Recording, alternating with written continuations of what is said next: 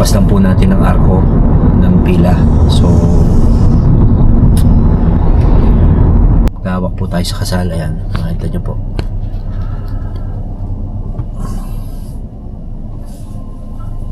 Ayan, nandito po tayo ngayon sa bayan ng Pila.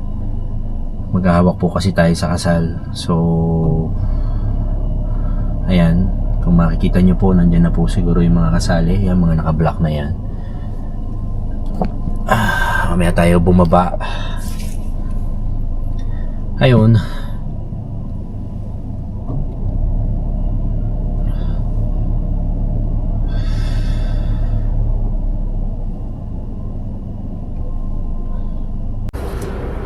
Okay, katatapos lang po nating maghawak sa kasal.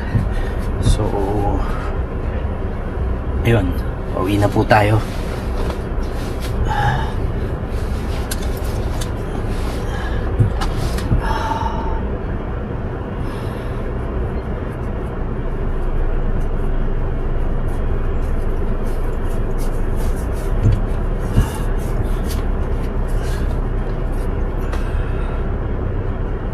Congratulations po sa bagong kasal.